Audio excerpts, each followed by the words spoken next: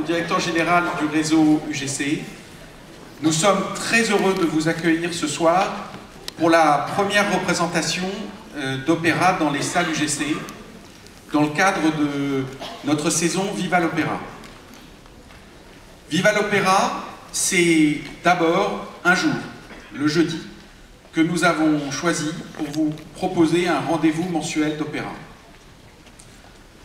Viva l'Opéra, c'est aussi, surtout, un programme de grands opéras que nous avons choisi pour vous dans leur version produite sur les plus grandes scènes internationales. Pour ce double choix si délicat, des œuvres et des distributions, nous avons fait appel à un très grand professionnel.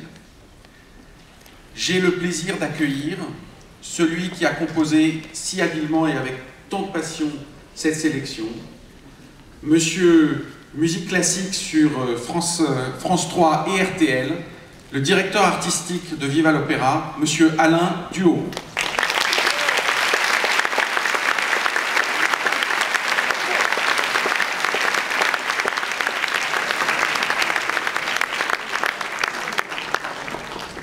Alain Duhaut. Merci. Merci, bonsoir à tous et à toutes. Un micro rouge, c'est toujours pour rester dans la métaphore chinoise, bien que nous ne diffuserons pas Turandot, mais ce premier opéra que nous avons choisi pour vous, pour cette saison d'opéra au cinéma, qui est vraiment une chose que je trouve passionnante. On pourra en parler d'ailleurs à l'entracte, puisque vous le savez, il y aura un entracte. C'est passionnant parce que c'est la logique de l'opéra. L'opéra, il est né il y a très longtemps. D'abord, il était pour quelques-uns, puis il a été pour tous. Mais il y avait toujours un problème. C'est que les salles d'opéra, d'abord, ne sont pas extensibles à l'infini, et les places d'opéra sont assez chères. Et le cinéma, lui, est un art qui d'emblée a été populaire, et grâce à cette initiative, eh bien, l'opéra sera pour tous, c'est-à-dire que les émotions que diffuse l'opéra seront pour tous, parce que l'opéra parle de ce qui nous concerne, des histoires d'amour, de haine, de tendresse, de jalousie, enfin tout ce qui fait la matière de nos vies, aujourd'hui encore, et c'est pourquoi il est contemporain. Alors, l'opéra que nous allons découvrir, pour certains, retrouver pour d'autres ce soir, c'est vraiment un des chefs-d'œuvre de l'opéra italien, la Traviata, un opéra composé par Giuseppe Verdi en 1853, il a donc 40 ans, à partir de La Dame aux Camélias, la pièce d'Alexandre Dumas, fils. Alors vous allez me dire, si c'est La Dame aux Camélias, pourquoi est-ce qu'on dit la Traviata? En fait, la Traviata, c'est un mot italien qui évoque bien ce personnage, ça veut dire celle qui a quitté la voie, tra, via. Vous savez, via en italien, c'est la voie, le chemin, la route. Tra, c'est quand on va de travers. Donc celle qui a quitté la voie, la dévoyée, on pourrait dire, celle qui n'est plus dans le droit chemin, c'est-à-dire la courtisane. La courtisane, l'autre nom de ce qu'on appellerait maintenant une call girl, disons une femme qui a effectivement quitté le droit chemin pour vivre d'une manière agréable de ses charmes. C'est le personnage central qui s'appelle Violetta et qui est surnommé la Traviata. Et ce personnage, eh bien, il va vivre ces émotions qui vont nous porter. Alors, rapidement, pour vous situer, au début, au premier acte, eh bien, on arrive chez Violetta, qui donne une soirée, une fête où elle reçoit ses amis. Violetta, puisque c'est une jeune première, dans la tradition de l'opéra, c'est une voix la plus aiguë de femme, c'est donc une soprano. Et elle reçoit tous ses amis et on lui présente un jeune homme. Un jeune homme, c'est donc le jeune premier, voix la plus aiguë d'homme, le ténor. Et on va avoir donc ce premier acte qui va se tourner autour de ces deux personnages, le ténor et la soprano, ce sont les deux personnages centraux de l'opéra. Et quand on lui présente ce jeune homme, eh bien, il porte un toast, elle répond, tous les amis reprennent en chœur, et là on a une scène avec une musique très valsante que vous connaissez forcément, même si vous ne connaissez pas la Traviata, c'est un des tubes de cet opéra. Et puis, un peu après, eh bien, la fête continue, la malheureuse Violetta tousse, comme certains d'entre vous, mais plus que ceci, elle crache du sang parce qu'elle a cette maladie d'époque, la maladie du 19e siècle, la maladie fatale, la phtisie, c'est-à-dire ce qu'on appelait la phtisie au 19e, c'est-à-dire la tuberculose. Ça permet à Alfredo de s'approcher d'elle, de lui dire qu'il s'inquiète pour sa santé et surtout qu'il l'aime passionnément. Déclaration d'amour, premier petit duo. Et puis la fête se termine et Violetta se retrouve seule à la fin du premier acte, pensive. En fait, elle est tentée par cet amour que lui offre ce jeune homme. Elle est tentée, mais elle se dit que c'est folie. Vous allez entendre 2 fois ce mot résonner, folie, folie. Parce qu'elle est une courtisane. Elle n'est pas faite pour l'amour, elle est faite pour jouir. Vous entendrez une formidable vocalise sur ce mot, gioi en italien. Et puis, on ne sait pas ce qui va se passer, puisque le premier acte se termine là. Mais nous allons tout de suite enchaîner avec le deuxième acte. Et là, on retrouve notre Violetta avec Alfredo à la campagne.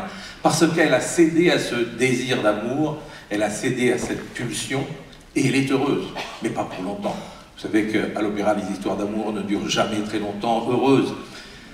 Et au début, eh bien, on les retrouve, le ténor et la soprano, Violetta et Alfredo, ensemble. Mais arrive un troisième personnage essentiel, le père d'Alfredo. Alors, puisque c'est le père d'Alfredo, il ne peut pas avoir la même voix que son fils.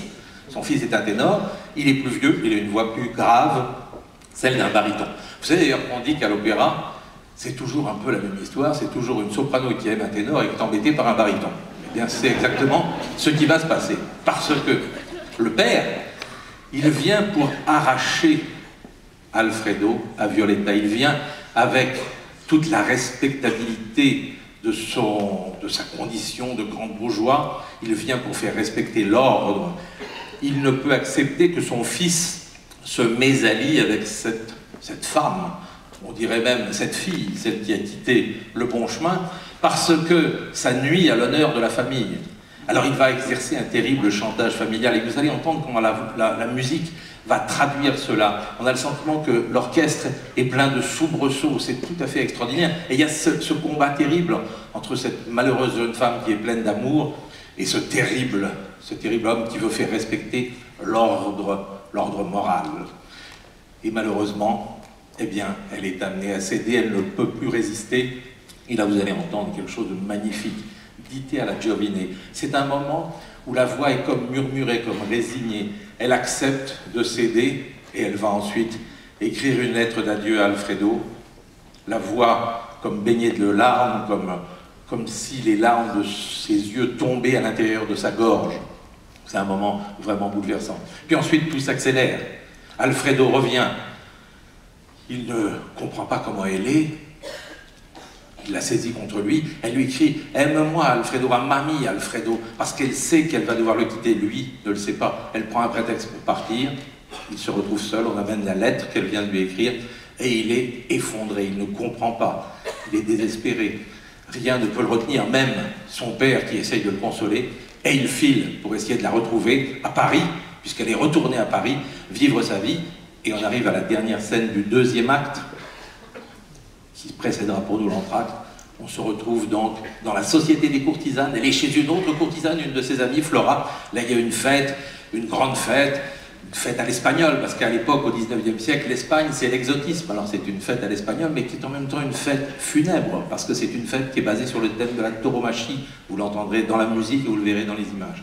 Et puis, arrive Violetta, qui est pâle, qui est défaite, qui est au bras de son nouveau protecteur. Il lui faut bien un protecteur pour vivre. Quelques instants après, c'est Alfredo qui est là, qui est lui, amer, désespéré. Il s'installe à une table de jeu, et là, il joue.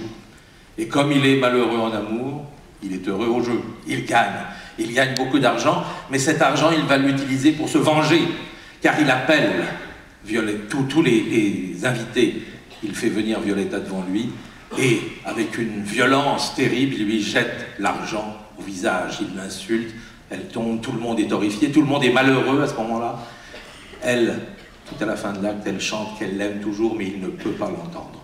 Voilà ce que vous allez découvrir dans ces deux actes, en entrant maintenant dans un des temples de l'opéra que nous allons vous faire visiter toute cette année, la Scala de Milan. Tout le monde rêve d'aller à la Scala de Milan. Eh bien, vous allez y entrer.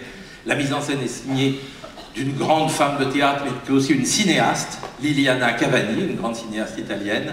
Et puis, dans le rôle de Violetta, la Traviata, une des plus belles voix du monde. Elle est belle, elle chante bien. C'est ça aussi la nouveauté de l'opéra. Vous savez, avant, il y avait les histoires de Castafiore énormes, comme dans Tintin. Maintenant, on sait qu'il faut être belle aussi.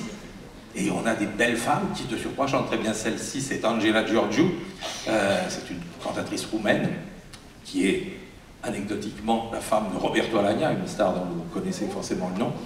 Le ténor, c'est Ramon Vargas, un ténor à la voix dorée, et puis c'est Lorin Maazel qui dirige l'orchestre de la Scala de Milan,